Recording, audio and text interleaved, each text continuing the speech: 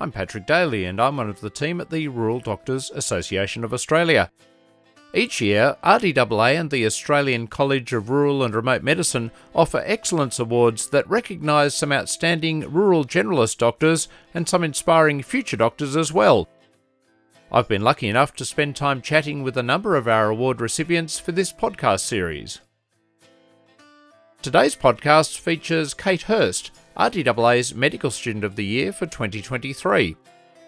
Kate's a final year medical student at the University of Notre-Dame's Rural Clinical School in her hometown of Wagga Wagga, New South Wales. As a born and bred country girl, she's been a strong advocate for initiatives to encourage and assist more rural high school students to consider medicine and other healthcare fields for their future careers. And in her own backyard, the Riverina region, she's put this into action. Before we begin, I'd like to acknowledge the traditional owners of the land we meet on across Australia as we listen to this podcast. I'd also like to pay my respects to elders past, present and emerging, and welcome any Aboriginal and Torres Strait Islander listeners who may be joining us. Kate, congratulations on receiving the RDAA Medical Student of the Year Award for 2023. Was becoming a doctor always on your radar, or were there other career paths you may have taken? Was there another career idea that took your fancy when you were just a kid? Thank you very much. Yeah, I'm very excited and honoured to be the recipient of the award this year. To be honest, I was pretty set on being a doctor from when I was a little girl, and I think that it was because I was attracted to so many things that actually make up what being a doctor is. And, you know, I wanted to be a teacher and I wanted to be a problem solver, and I really loved the human body, and I also wanted to help people. And I think that medicine's a really special career that allows you to do all of those things within the one sort of vocation. So it was medicine from pretty early days for me. Was there a mentor even at that early stage who stood out to you as being someone that you aspired to? I had a GP actually as a kid, Dr. Pat, we used to call him, and he delivered me, and he was sort of that really good, dedicated family doctor that actually sort of becomes a part of your family for us from the early stages. So he was actually pretty special in the early days. But, you know, I come from a non-medical family, so it was a bit of a mind map and a lot of planning and working out and learning new terms to get there. But I think he was pretty special in sort of inspiring me in the early days and guiding me through what I had to do. Speaking of your family, tell me a little bit about your childhood years. You were raised in Wagga? Yeah, I was. So born and bred Wagga girl. I went to primary school and high school here as well.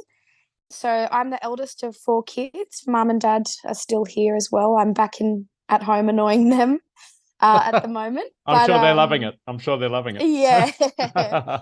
They tell you otherwise, but I think they are.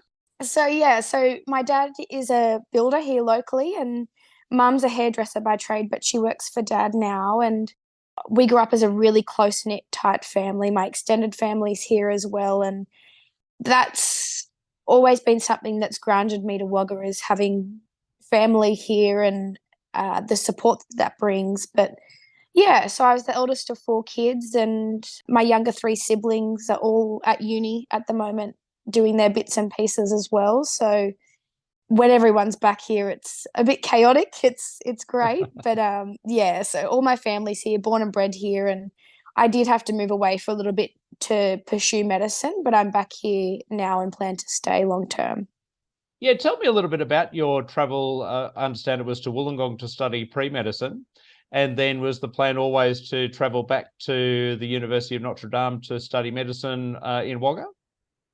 Yeah, absolutely. So I unfortunately didn't get into medicine off the bat from high school. I think it was sort of a combination of lots of things, but it is a really difficult process, especially coming from a place of zero understanding. So I missed the boat with undergrad medicine and went to Wollongong to pursue pre-medicine to set myself up for postgraduate medicine. And then when the time came, I applied, and I was lucky enough to interview at quite a lot of schools, and I got accepted to USyd quite early on. But my number one preference was always Notre Dame, and when those offers came out a bit later, it was no hesitation for me. I always wanted to come back here and, you know, be amongst everything that Wagga Base Hospital and the Calvary Hospital here bring. And as soon as I got that offer, I rejected my USyd one and jumped right on to Notre Dame. So it was always the goal, and I was very lucky to get a spot and be able to come back here to Wagga in my final 2 years. You just mentioned a minute ago when you were first looking at applying for medicine that it was quite tricky in terms of not having come from a medical background or medical family background, not sort of having understanding as to what may have been required. How easy has it been for someone who grew up rurally to stay rural in order to undertake their medical studies, and also just to see that vision of a career in rural medicine? What have been the challenges in that? So I think that's a really good question, and it's actually a space where lots of things are changing.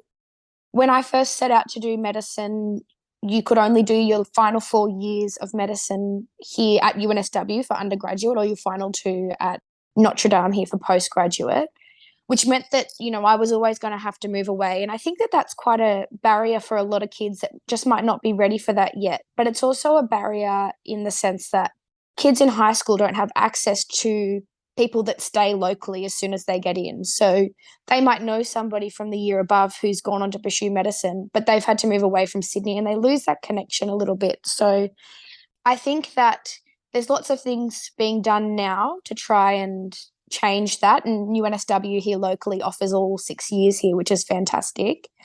But that's something I'm really trying to actively change, is being able to help those rural high school students get access to the information and the guidance and the mentoring that they need.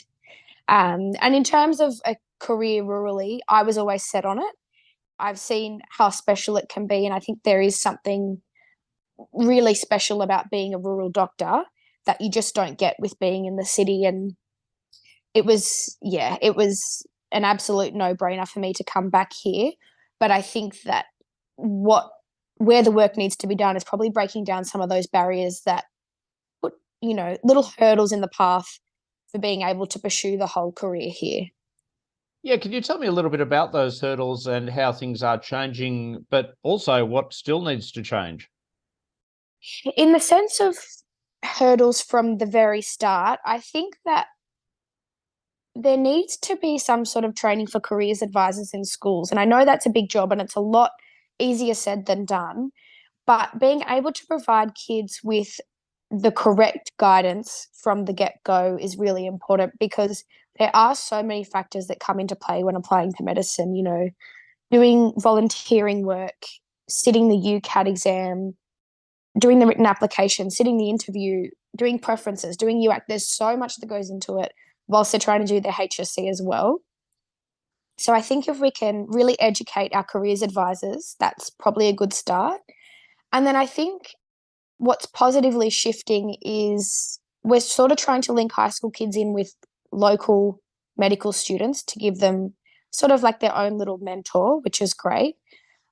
And then, there's things further down the track where the colleges are trying to set up more registrar training in rural areas, so families don't have to uproot and move away to do a year or 18 months and then come back or go somewhere else. So it's just trying to smooth out that journey that, young doctors have to go through from start to finish to become qualified. Because even though the end goal might be Wagga or Griffith or wherever, people have in the back of their mind that they're always going to have to move away to do some element of that training. And I think that in itself is a hurdle. And it's not for the wrong reason.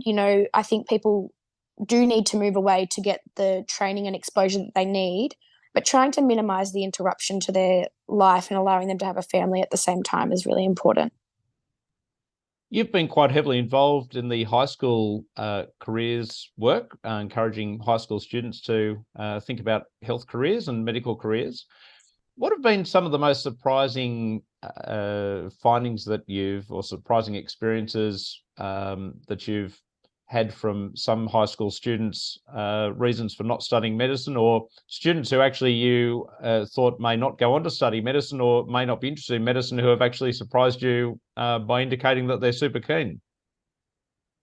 Yeah, absolutely. So I really, really love working with the high school students, and it's something that I'm really passionate about because I was them 7 years ago.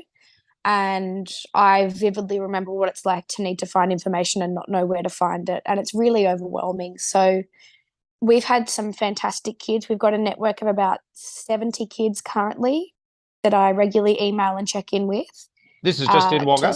Just in Just Wagga? in Wagga. Oh, Wow. in the Riverina. So I went out, when I originally set it up, I went out to the whole Riverina. So around 30 high schools I contacted. And we've linked in with kids that think it might be for them, are still considering their options, or are, gung-ho set, ready to go on medicine. And we've been working with them since the start of this year, just to help them with sort of the steps they need to do now and into the future, and sort of set them up with little focuses at different points in time, just so they don't get overwhelmed, but also to make sure that they're doing the right thing. And the kids are just fantastic. They all surprise me all the time. It is really sad when you hear about, my careers advisor doesn't think I should do it, or I don't think I could ever get in because I've never seen anybody from my school get in, or, the ATAR needs to be 99.95. And there's a lot of misinformation that deters people from studying medicine. And I think that really breaking that down with the kids is what I really hope to do over the next 5, 10, 15, 20 years, to, guide them through the process, but also show them that it is attainable, and that because I truly believe that the only way to fix the rural doctors crisis that we're seeing everywhere at the moment is to get kids from those little towns, from Cootamundra, from Junee, from, Orange, Griffith, Lithgow, wherever, to study medicine, because they're the people that are most likely to return and serve those communities. Coming at it from the medical student point of view now, you've also been involved in a rural immersion program, which I assume is taking city-based medical students and bringing them to Wagga for a time to get to experience the benefits of rural medicine and also rural living. Can you tell me a little bit about that? Yeah, absolutely. So when I was in my second year of medicine, I brought 30 or 40 first year students down to Wagga. And the goal of that is sort of to get them to consider applying to Wagga in their third and fourth year. And, that's then with the hopes that they apply to stay as an intern and eventually a consultant down the track. And it was a fantastic time. So we brought them down. We all stayed together out at one of the pubs here in Wagga, which was good fun. And we sort of showed them a whole mix of everything. So we took them to the clinical school and showed them through the hospital. We took them out to the local high schools and we did some workshops with high school students. We went out to the winery. We did a whole host of things. And I think that showing city-based students what a place like Wagga is like is really important, because they have these really misconstrued, like, where are the cows in the main street idea in their head. Right. And they get here and they sort of realize that it's actually a city. It's just like a mini city, and you're not disadvantaged in what you can and can't do. You can do everything that you can do in Sydney. You can just do it a lot easier down here in Wagga. And I am a bit biased, but I think that every single person that come was surprised, and almost all of them then applied to stay here, or to come down here in year 3 and 4. And Wow. It is sad that we have limited positions, because it meant that only 8 of them could be selected. But there's definite keen interest there. And we do see that later on when they then apply to come as an intern, even though they haven't been here as a student. Were there some of your peers who really surprised you? You thought there's no way that they'll ever consider a career in the bush, but once they experienced the lifestyle in Wagga and surrounds and the career that was available there, they were converts? Yeah, people surprise me all the time. One of my colleagues from Sydney, he's done the whole 4 years of medicine in Sydney, messaged the other day to say he's got an internship in Wagga, just out of the blue, never been to Wagga, just thought that he'd like the lifestyle more, and he's come down at the moment for a rotation here, and he absolutely loves it, which is lucky because he already has the job here. Yeah. But I knew he would, and I think people really, once they do come down here and get a bit of a taste for it, see the benefits. It's just an easier place to live, and I really stand by that. I know some people are born and bred city kids and they love it, but there's just a lot more peace for life out here. And I think that that's what really attracts people in the end. Is it the training style as well that appeals to them? Do you think the easier access to more advanced training in terms of hands-on training that you might not get in a city environment? Oh, absolutely. I think the training we get here is second to none. We are on the ground right next to the consultants all of the time. A lot of the time it's one-on-one teaching. You're not peering over the shoulders of people peering over the shoulders of others to try and see what's going on. You're really there on the ground getting the training. And that's what's so special, is that not only do you prioritize your learning more because of that, but the consultants prioritize your learning, and you are what is most important to them. And it's really special. Speaking of the learning process for you, what have you found to be some of the highlights of your training experience in medicine in Wagga, and who have been some of the standout mentors to you? Yeah, so my number one standout mentor would probably have to be Professor Karen Fielding. So she's our orthopedic supervisor here, clinical lead, and she is just fantastic. She lets us, run her private consultations in rooms. We scrub into surgery with her. We can do the weekends with her. We're like her first priority, and that's really special. And, she's actually helped me in my sort of goals to apply to a career in orthopedics. And she's a very special type of mentor, because I think that not only does she do the clinical side of things with her patients extremely, extremely well, she also gives her all to teaching us. She's also the RAC's president, so that's something pretty special in Absolutely. itself. And she's a mother of four, so she sort of shows you that you can do it all. So she's been really fundamental in my journey, especially here in Wagga. And what about some of the clinical experiences? What have been some of the key experiences that have really stood out to you as being really special experiences or important experiences to you? We get a lot of really good hands-on training here, but the key highlights are always when the consultants show you that they trust you. You can scrub into this one, you can do that part of the surgery, or you can make the decision, or you can go and talk to the patient. And obviously it's all very, very supervised because we're very junior. But the things that have stood out to me have, the first time I got to dislocate a hip, incredible for a surgery, and as probably morbid as it sounds, the first time I got to perform CPR in the emergency department. It's the little things like that sort of, they're showing you that they trust you, and you're actually getting to do the hands-on that you've heard about, you've talked about, you've learned about, but now you really get to implement it. Speaking of experiences, you've also been involved in organising a rural skills road trip, which I'm assuming took medical students across parts of rural New South Wales. Can you tell me a little bit about that? Yeah, so the Rural Skills Road Trip is what a program that Professor Suddy and I set up, who's been really, instrumental in my journey this year as well. He's helped me to set up the things with the high school kids and, really track my career progress and push me forward and push me to do more.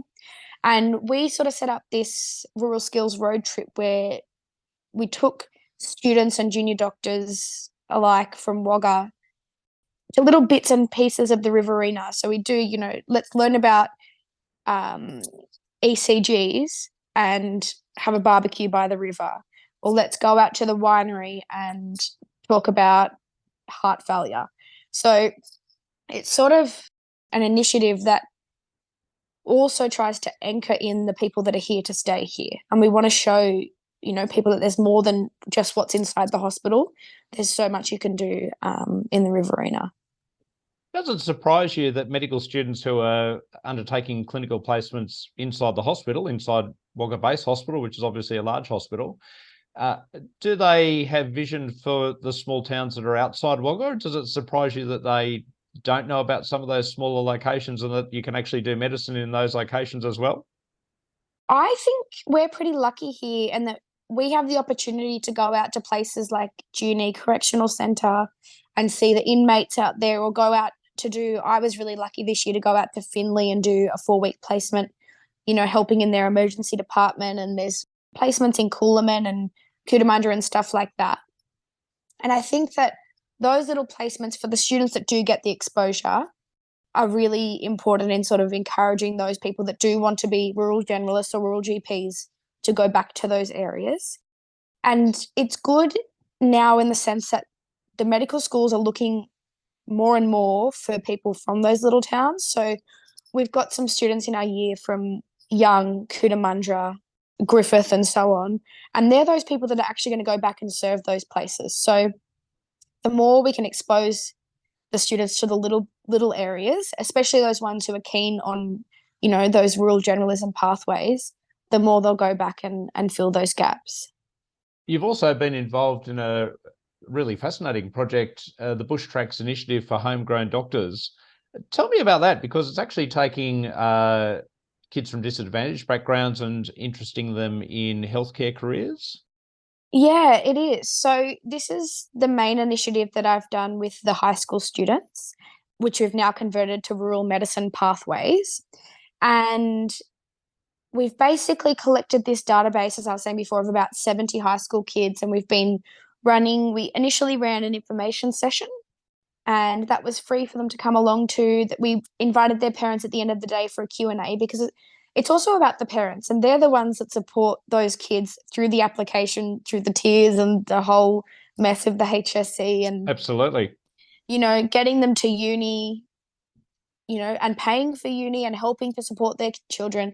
They're the main people in this whole process, the main support. So we invited them along as well for a Q&A and answered all of their questions, which is really important, because especially for the kids from non-medical backgrounds, because I just think that it's a whole different language, and it's really important for them to be able to ask their questions in a non-judgmental sort of environment. And then from there, we ran a couple of sessions. So we ran a UCAT workshop to try and help the kids with approaches to do the different sections of the UCAT. And we were lucky enough to link in the UNSW students for that in the early years that have done really well in their respective sections to come and teach them. And then from there, we've run an interview workshop as well, and we will probably run another one towards the end of the year. And it's just to try and help these kids with, one, knowing that it's attainable for them, and two, knowing that they don't have to go to boarding school in Sydney or go and pay $5,000 for a weekend UCAT course up in Sydney either. Like, there's just no need if we can, work together and get the students and the doctors on board here locally to run these projects for these kids, because having those services here for them means that they know they can do it, because they don't have to be a Sydney kid to go to the Sydney course or the Sydney school to get into the Sydney medical school. They can go to the Wagga course and they can talk to Wagga students and get into the Wagga medical schools. And having that, the sort of locality to it, is reassuring to them. And I know it's easier said than done, and Wagga's a pretty lucky space in that we have 2 medical schools and, 2 fantastic hospitals and lots of high schools. But it's also for those kids, in the broader Riverina and really all of rural New South Wales. We want to, link in as many kids as we can to try and fill the gaps that we're seeing. So is there potential for that initiative to go wider than the Wagga region, do you think? Are you liaising with others to try and expand that through other high schools in other areas? I'd absolutely love to. And that's something, hopefully, once I get myself set up for next year with my internship and things, I can try to pursue a bit more, because I think that just because I'm here doesn't mean it can't run elsewhere, and doesn't mean we can't use Zoom and all the wonderful things that we've had now since COVID to run these things. And I did receive an email, from a couple of high schools in Nowra saying, can some kids Zoom into, what you're doing? And absolutely, we'll take anyone. That's fantastic. So, yeah, I'd love for it to expand. The bigger the better, and the more kids that get their questions answered, the better, in my opinion. Have there been kids that have really surprised you that you wouldn't have thought, or they didn't think they would be capable of studying medicine or getting a medical degree or being accepted into medicine, who you've been able to convince otherwise? Yeah, there's this really beautiful girl who's actually just started at UNSW this year. And it's the funniest story. My mum was going through the checkout in Woolworths, talking to the lady that was serving her. And then she was talking about how her daughter was doing year 11 and year 12 and maybe wanted to do medicine, didn't think she could do it. And my mum went, "Oh, well, my daughter's doing medicine. She can talk to her." And one thing led to the other, and we had a coffee, and we did some tutoring sessions, and we spoke about applications, and we went right through the process of where to get help step by step, how to do everything that she needed to do. And she started here, and she's actually now one of my mentors for the local students now, so Wow. that's something that was pretty special to me. Yeah. Do you think she had belief that she could have done it without having talked to you? Do you think the pathway would have been a lot harder for her? And perhaps I think, non-existent? yeah, I do. And it's not to say, you know, credit to me or whatever, because it's not about that. I just think that if she had not have had access to the inside information that you get from going through the process yourself, it's overwhelming. And she didn't know if she could do it. And I did. I backed her in all the way I knew she could.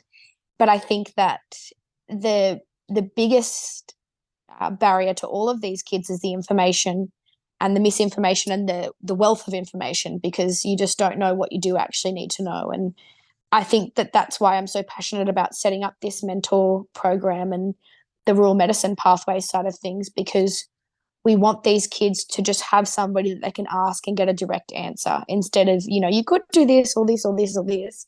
You just need it straight, especially, when you've got so many things going on at school as well.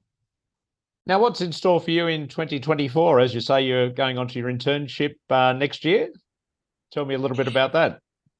Yeah, absolutely. So I have been lucky enough to receive an internship at the Wagga Hospital, and that's a 2-year contract. So I start next year, and then I'll do residency the year after, which is really exciting. I'm also hoping to sit my general surgical sciences exam towards the end of next year. I'd really like to expand on my rural medicine pathways side of things as well, because that's still really important to me, and I'm going to make sure that I prioritize that as well. I don't want to let that slip. I'm also hoping to start a master's in orthopedic surgery, You're which going to be is, busy. yeah, very busy. And then hopefully build a house at some point next year too. So Well, I'm lucky my dad's a builder. Otherwise, it'd be a cubby house somewhere on the side of the road, I think. I was going to say, you know the right guy to help you out. Yeah, absolutely. If he'll have me, that'd be great. Yeah. So Do you think it'll be an easy lots of client? things. Yeah, no.